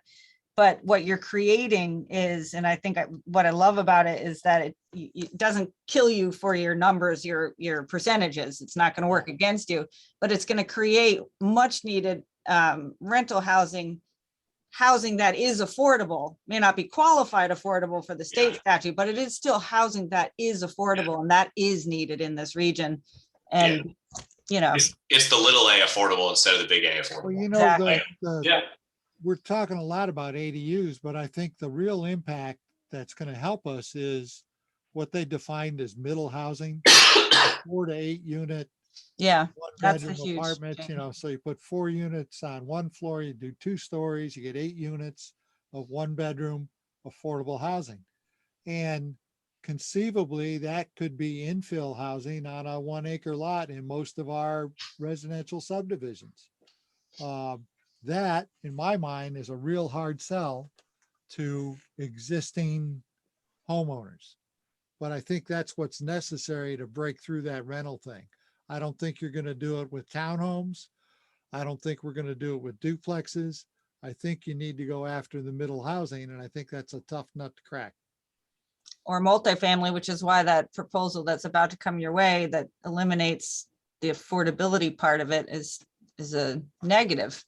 Yeah. It's gonna hurt I you agree. versus helping you. So, Yeah, we put the incentive housing zone there for a reason. right. Absolutely. I agree. Okay, so we'll just kind of cruise through the other items, the outdoor dining. I think we all saw that coming, right? Yeah. And then it did the recreational cannabis portion, which sounds like we're going to be just discussing in more detail later. I don't know if this is the time to talk more about that now. Well, did everybody see the latest that Amanda sent out from CCAPA on recreational cannabis? Oh, Would have been this week, I think. Maybe it was last week, I don't have it in front of me. but it's out. I'll Juliet, did you get it? Do you I think so, yeah. Yeah, if we get that to everybody, that was a good discussion. Yeah, Mike, why don't you just forward that to Deb or whoever finds it first, forward it to Deb. She can bolt it onto the agenda and email it to everybody. Because that covers the rest of the subject. Yeah. Yeah. So the only comment back on outdoor dining, Juliet, one of the things when Kyle was here a couple of months ago, that was one of the things that we asked him to do was to revisit the places that had pulled the permits for the outdoor dining and, see if they were still using it, see if those were things that they wanted to keep, that was something that they wanted to move forward with indefinitely. And so we need to stick that on a list somewhere. Do you know where they are or where that list is? Because that's the most challenging part is to I find, think we wrote temporary permits I know, but where would they be kept? in a temporary permit locker. I'm still Sorry. looking for boxes I'm hoping will Oh, appear Deb suddenly with has them. crucial Deb has them. information. I think I know where they are. Okay, good. Yay. Sorry, Katie, keep going. Oh, it's okay. So let's see. There is an obligation for municipal zoning to address cannabis because if we are silent on it, it actually is permitted, which is the opposite of all the other things that we do in zoning. So did everyone understand that part of it? For the one store. Yeah. Yeah. Yeah. With Basically, a yeah. $1 million license, right? Right. It's yeah, $1 million. Yeah. So basically, if we don't act, if we choose not to do anything, then it would be allowed. Our one store would be allowed. Well, and I suppose the question is whether there's an expectation that number will grow or not. And I mean, In the this is future. brand, yeah, and I mean, it's brand new, so I don't think anybody has any idea. You know, the medical marijuana outlets didn't really grow that much. I mean, you know, there was one in Montville and they relocated to a bigger store with a safe because there's still some problems with feds and money and stuff. So, but, you know, and the owner of that, I think she was in the paper this week. She's looking for a recreational store, maybe in East Lyme. But I don't see a lot of demand at $1 million a pop. Katie, when does that number go up? When I know there was a threshold, like if we didn't act, then we would be, because of based on our population, we could have one, but then when does it open up? When? It is, well, they mentioned the Department of Consumer Protection might establish a new numerical cap on those number of stores per population in 2024. That's right, 24. Okay. But I think that we have until that that January deadline to opt out of not the I know it's different than the accessory dwelling, but it was, if we're silent on it up until that point, these things aren't even going to get issued until then or something like that. But Yeah. there's still some time. There's Yeah. no legs yet, so. Yeah. So, okay. Let's see. And then there's some reporting things. I don't know that that affects the commission. I think that just affects Ms. Hodge. Great. Yeah, I got that memo. Okay. Then this is one that came up at the regional planning meeting that was brought up by other representatives from Groton and from Preston, I think, that they were concerned about that they might want to create either ordinances or something around the burning of cannabis on municipal property and outdoor sections of restaurants. So Doesn't the statute right now that just came out, that's what I was saying, if that had some limitations on municipal property, schools and other things. So yeah, it I says that believe- municipalities can regulate the burning of cannabis products on municipal property and in the outdoor sections of restaurants. But I don't think this applies to us, but it says if you have more than 50,000 residents, then if you do limit it on in that location, then you have to provide a designated place where public consumption of cannabis is permitted. Right. Have little gazebos to, So, but I also think the town council is looking at an ordinance limiting where, and they're looking at things, you know, right now there's no smoking ordinances, and expanding that to where you wouldn't be allowed on any town-owned property. Well, and then we're exempt from having to provide a public smoking location because we have less than 50,000 residents. yeah, but if you look at what's town-owned property, all the sidewalks and streets, all the parks, all the schools, all the buildings. So it's really saying, hey, you know, in your backyard, have a ball, but anywhere else, No go. no go. Mhm. And then also that they put it clearly that cannabis is not agriculture, so it doesn't qualify as the definition of agriculture per our statutes.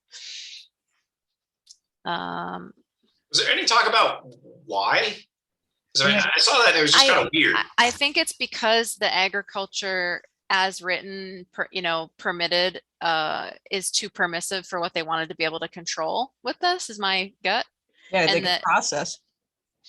Yeah, because you can, what's permitted when you have an agricultural crop, they wouldn't want to allow all those permissions to cannabis. Oh, so it's essentially the processing bits. Well, that was Tom's That's one of comment, right? You could be selling cannabis at your farm market. Your farm store. farm stand. Yeah, your little with the extra zucchini with your extra zucchinis. Extra koozies, little stand for selling Girl Scout cookies, you know. Never take a cookie from a hippie. The Girl Scouts should set up on the other side of the street. They'd make a bank. Yes, they would. Okay. So let's go on to traffic and parking. So now municipalities can establish speed limits on local roads without OSTA approval. And it helps with pedestrian safety zones, which basically it's good for affordable housing, because often people who live in affordable housing have less vehicles for their use. So they're often walking to the grocery store, or especially in like the downtown area. So it just makes it easier for towns to reduce the speed where they feel they need it for pedestrian safety. We do have to do an evaluation of traffic and bike pedestrian impacts. Did anyone get a sense of where we are on that, or how much work would need to be done to do that for us?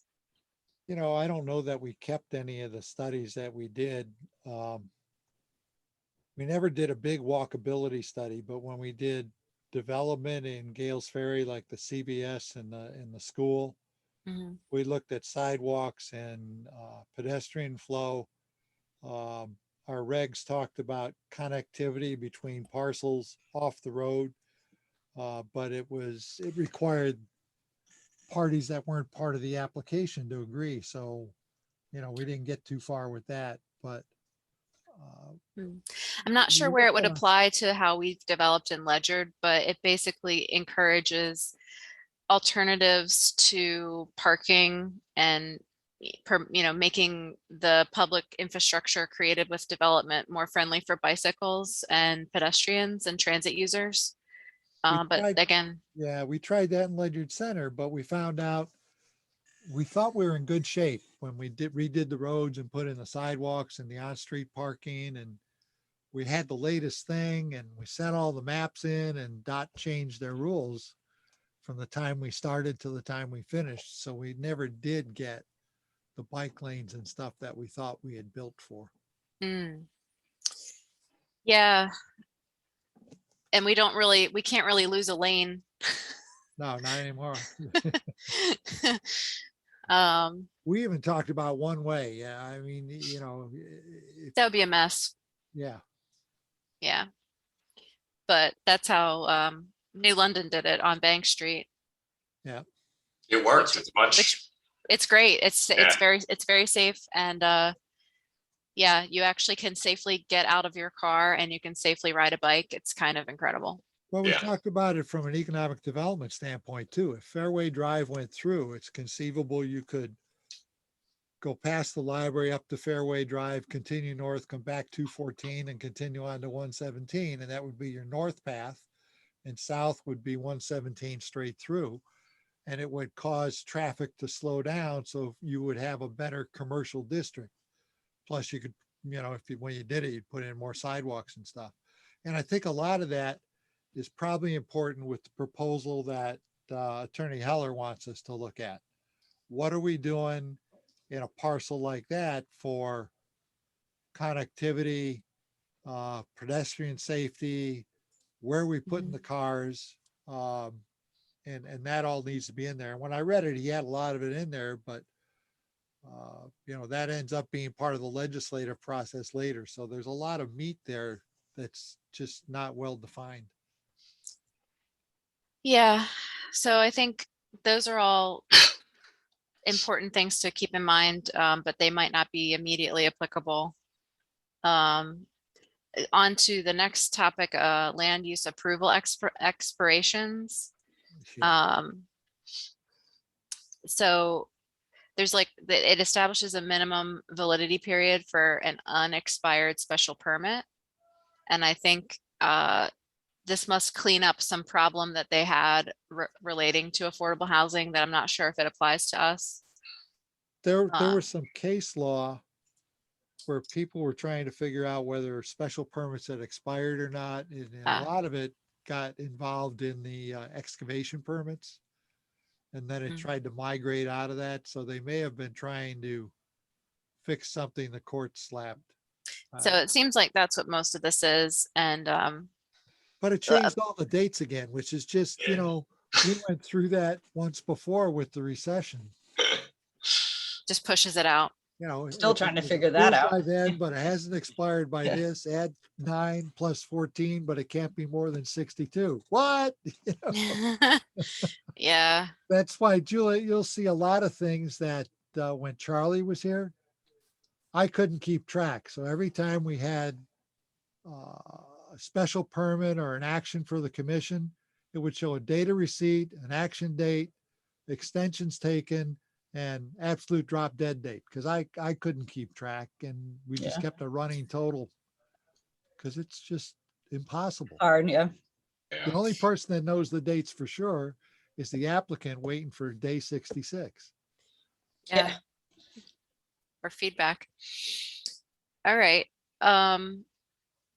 Let's see. And then additional zoning requirements. So it says, it's interesting. It says required and allowed goals or considerations for zoning. So it updates the language of the 8-2 to remove language that allows zoning to be used to prevent the overcrowding of land and undue concentration. So we have to adjust the regulations if it uses any of that kind of language. And I don't know if it does. It does. Okay. Every town does. Okay. All of us have to change that, yeah. Yeah. So this is in the the, statute, so it's, It following was- along with that. yeah, I We mean, we closed cut the and statute. pasted a lot of it, so. It is, yeah. this is where the dangerous character word comes in also. So fit, to be suitable with the character of the neighborhood. If we use that word, it now has to be clearly defined with physical attributes and characteristics. It can't just be, a theoretical idea, because then it becomes our discretion, Which is not allowed. which is not allowed. It's not fair. No, this is a good thing. Yeah, it is. It's going to,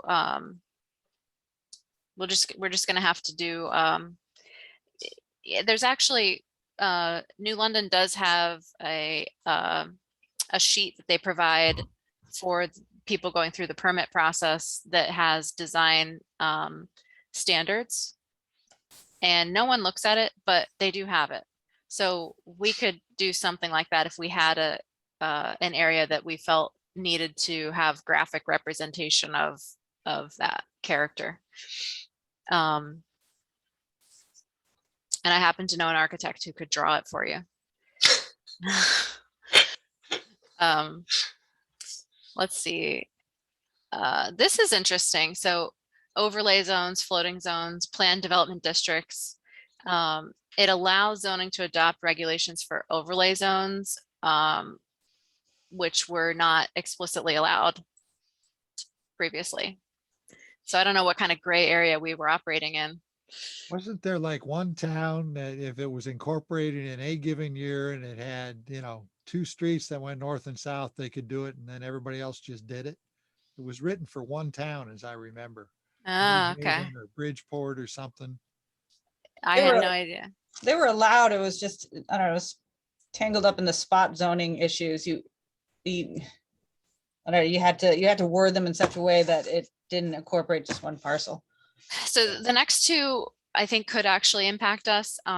One is the cottage food activities, which means like home production, home-based food production. And it says that zoning must not prohibit cottage food activities in residential zones. So we have to allow small-scale home-based food production by right. Well. Yep. What, from a zoning perspective or from a residential community perspective, unless they were pulling up semi trucks it's almost invisible. Yeah, as long as it hasn't been, you know, excluded from our, like, I don't know if it's a home occupancy that's allowed or how it's Well, yeah, it regulated could at all. be, but I think the hard point there would be the health district, not the zoning. Yeah. So that I thought was interesting, and I wasn't sure if we had anything in our regs that we needed to amend if we were prohibiting it. But I don't guess think we this, ever mentioned it. it's production, not sales, so I think it's fine. We don't mention it anywhere that I'm aware of. Okay, then I know people who have come in and wanted to do it, we had to send them to Ledyard because Yeah, okay, Just a home occupation. yeah, okay, that's what I think it is. It's just a home That's- op. Yeah, they got to argue with Ledgelight about commercial kitchen rules, and Right. okay. that's not our problem. So it's more about the home occupation, I would think, as far as like how many, if it's like a storefront that people are coming up to a lot and it's a traffic issue or something like that, would be a different story. It wouldn't be allowed as a home occupation if it altered. See now, oh God, that is something we have to think about. Is the character thing only for, that's for everything. So yeah, that's you for could everything. say, Character goes away, yeah. we might have to be a little more specific now in our home occupation regulation, because we say it can't alter the character of the neighborhood. I assume it does anyway. Yeah. Yeah, Not so many words, but yeah, Yeah, it's something like that. has to be invisible. so the next piece was the regulation of mobile homes. So the existing statute provides that regulations not treat manufactured homes substantially different, whatever that means, from other types of housing for the purpose of permitting. And it even includes larger manufactured homes, which is like a double wide. So do we actually explicitly prohibit or differently regulate manufactured mobile homes? Yes, So now we can't do that. not anymore, but it's today, our regulations don't allow mobile home parks. Okay. Our regulations, the only thing you could do with a mobile home is replace an existing or put a double wide on, because we had to treat the double wide the same as any other residence. But now a mobile home can go on a parcel as if it were just a single family house. Yes, We could still, Yeah. I think you can still prohibit mobile home parks, but yes. But it's funny because they added You could do words a on, subdivision you of couldn't them. put any rules in for mobile home parks that you didn't put in for single family homes and duplexes and stuff. So that didn't make a whole lot of sense to me, Mm. but our regs didn't really address it, so I didn't worry too much. Mm. But if you go back and look at the regs we had that built Stonegate, those would not pass this set of statutes because we added all kinds of rules that we don't add to other properties. Now, there's nothing in the statute that would preclude if you had a cluster development of mobile home type things and they wanted to have homeowner rules, that's not zoning. Mhm. But we put a lot of those into our zoning regs, trying to control it a little bit more. And some worked, some didn't. As you see with Stonegate now, they're still fighting the stipulated agreement. Mm. So moving on to the next piece, trying to get through this here. We're almost through it. Meeting procedures, including remote. So it basically extends through April of 2022. The way that we can create either fully in-person, fully remote, or hybrid meetings. It allows notices to be sent electronically and hearings and meetings to be used digitally. So I don't think this is any change for us. I think, do we have a hybrid capability sorted out yet? So not yet. So I actually spoke to the mayor yesterday, and so we do have a grant in for some equipment. The expectation is that we should hear about that next week. And his plan is as soon as he hears from it, he's going to go ahead and order it. And I think it's not a ton of money. And so even if the grant doesn't come in, I think they're considering moving forward with some of that. So Okay. it is still moving forward. It's, I think the reality is now most people have been in hybrid meetings, now and have experienced them and have figured out that they do work, and what technology is needed. So my guess is by the time we have our next meeting, hopefully that equipment will be, on site, if not installed. So the key takeaway here is it just allows us to continue operating in this way. It just provides specific requirements to make sure that everyone can participate, and doesn't remove the requirement for the newspaper publication, though. We do still have to keep putting it in the newspaper. Okay. When the EO expires, right? Right now, we're still under. Yeah, we're still covered, but when that expires, it's saying it does not remove the pre-existing requirements for newspaper publication. There is a catch-22 on hybrid meetings. If somebody somewhere buried in there, if somebody wants to do it and they don't have the equipment, it's on the municipality to go provide them the equipment so they can. Yes, and I've heard of that being an issue, but also I've heard of library resources being available so that that person can attend the meeting from the library if they have health concerns, or. Yeah, that would be good. Yeah. But if they're homebound or they can't get to the library, then we'd have to figure out how to get them the equipment they need. And they couldn't have gotten to the meeting anyway. Probably not. True. Yeah, I'm not sure how. I think you have to provide them a location. I don't think you have to bring the equipment to the Well, it house. That's how I read it, is you had Okay. to provide a location that, okay, look, you are able to join the meeting from this location. Right. But we have to provide that location if somebody asks for it. So. And then, and it does specifically say if there's a quorum of members attending in person, then we'll have to also allow the public to attend at the same location in person. Right. So that no one's actually excluded from what will end up being not off the record, but a banter that they can't be a part of. Then GIS and some funding. And so the only comment I'll make is that in the remote meetings, it does reiterate the importance of making sure that you state who is speaking. And so that's good practice always, but this is why I interrupt everyone before they start speaking with their name. So I'm going to keep doing that until people start saying their name first. So Good point. Definitely a good point. Particularly, yeah. Okay, so then the last couple pieces of this are the GIS. So it actually established a new GIS office within the OPM, and it establishes GIS officer to oversee the council. So it's basically funding and support to make it happen where it's not happening, like for us.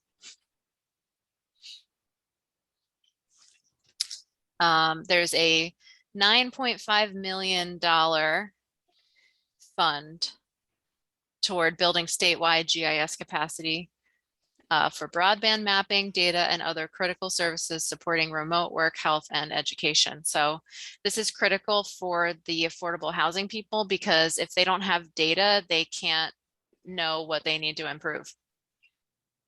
Yeah, makes it hard for us to follow the state plan when they don't give us one. Yeah. And yeah. Yeah, actually, so related to that, I saw the notice from Clear that they've got statewide mapping of parcels on their GIS. Has anyone looked at that? I saw the notes, but I didn't look at it, and I was like, oh, that is awfully nice. Having, had 3 tabs open before with neighboring municipalities GIS is trying to figure out what's going on. I wondered if anybody had seen it, if it's good, if it works well. You mean the I've used it, CCOG it's one? pretty good, yeah. Is it CCOG that was from? I don't know if I'm talking about the exact one you are, but whenever I'm doing GIS, I go to CCOG and I do all the all the towns that are in our cog, and it's a better GIS than any of the other individual ones. I got that grant for them way back when. Oh, wait. That That's that what I'm is saying. key. I was watching your face as we're talking about GIS. Yeah, they started that 20 years ago when you were at COG, right? Yeah. Still working on it. So that's really great, and I'm really happy to hear that Juliet's here with an interest in helping make that happen. Big interest. So the last two things are the commissioner training and the ZEO credentials component of the changes. So we all have been doing training. I think we might even do more than what the minimum requirement is. Oh, absolutely. So- If you go to a clear seminar, you've covered your hours wise. I mean, I don't think there's a curriculum out yet on what's going to count, but hours wise, you've exceeded it. But I would think Nemo, Clear, Bruce Hyde, they're going to come up with stuff. Mhm. COG Hope has so. all those lesson plans electronically now. Yeah. And, you know, Justin's more than happy to get a group together at COG for training if need be. On the law seminar. Yeah, Does ZEO also do training? Because now they're required to as well. yeah, Casio does training. Yeah, because they got continuing ed stuff, right? Yes, they have to, if you're Casio certified, then you have to, yeah. Oh, that's separate. them out. I meant to say They do continuing ed too, though. our ZBA is what I meant to say. That commission also has to do training now. We've dragged them to the law seminars every 2 years. Good. And I know Eric is pretty good about pushing them to go. I think there's some willingness to also hold, you know, instead of them having to sit through that entire law seminar, that, you know, we can arrange for a program of, yes, a lawyer comes to ZBA and just covers the ZBA stuff, or the lawyer comes to P&Z and just goes over site plan, special permit, and, you know, whatever. I'll say it's good to get the overview, but Wasn't Byrne the guy? Who's the guy that puts out the quarterly newsletter? We just got one, but they'll come around and train too. Yeah. And Carl will come down and hold training. All we gotta do is ask him. Oh, cool. Yeah, it's not actually not a bad idea to, you know, get an hour of that every year. Give us something that, you know, we're curious about, that we think we either don't understand or don't know well, and ask Carl to prepare something. That's an interesting way to do it. It's a good idea. Yeah. and they'll know particularly what we need. To go over, you know, particularly, yeah, pick your topics. Well, Yeah, you know, the thing that stumped us, you know, 6 months ago, that we weren't really sure what the right thing to do, you know, gives us, all right, Carl, give us everything on that. Right. Yeah. So then the ZEO credentials was the last piece of that, which is that they now have to be certified and maintain continuing education. So does that mean we're looking for a zoning enforcement officer? Well, yeah, I mean, the good news is I am Casio certified too. Not that I have any interest in zoning enforcement anymore in my lifetime, having used up all of my energy here in North Stonington on that. But I can still fill in. So we could hire somebody that still needed to go through the training, and we'd still be, like, you'd have somebody in the office to sign off on things. So. Well, we actually, we have until 2023. Oh, good. Okay. January 2023.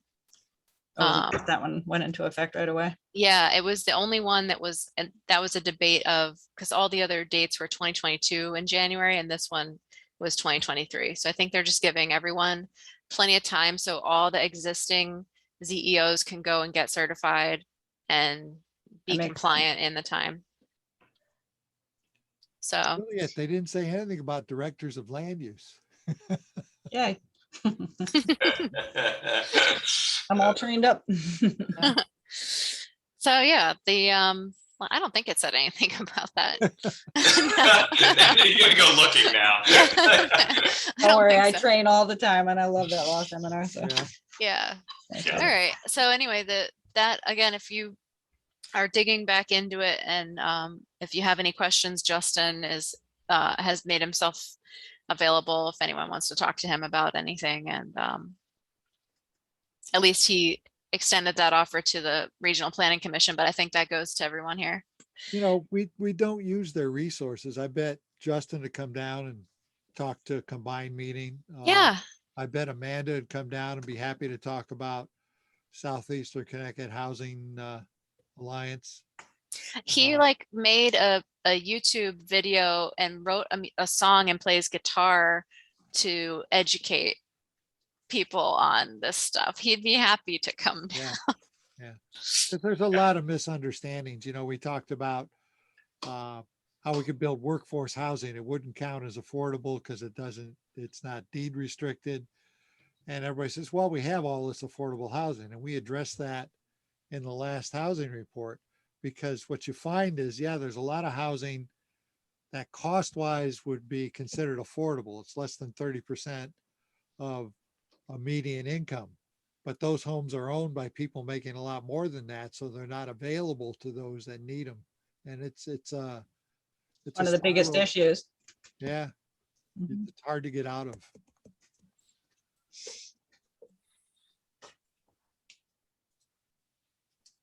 That's all I've got. We didn't have a quorum at the last RPC either, so we didn't elect new commissioners and we didn't get reports from everyone.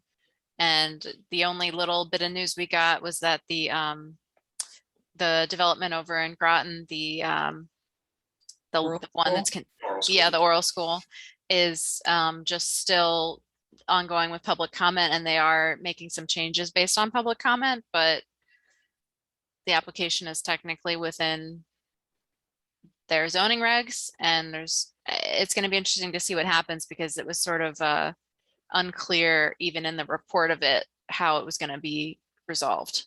Is the zoning commission in Groton appointed or elected? Good question. I'm not sure. That's always interesting. I'm 90% sure it's appointed. Yeah. So I know someone's on there, who's on there, and I don't think she's ever been elected. I mean, that's interesting with all the training requirements and elected boards and commissions. That's interesting too. Yeah. So. All right, Katie, thanks for that. I appreciate that. And yeah, encourage everyone, take a read through that for all the stuff that, got skimmed over. There are some good bits in there, and definitely, follow up any questions or anything. With that, I'll entertain one last motion. So moved. Thank you all. And so without objection, I will adjourn this meeting of the Ledyard Planning and Zoning Commission at 9:07 p.m. Thank you all. Deb, you can stop the recorder.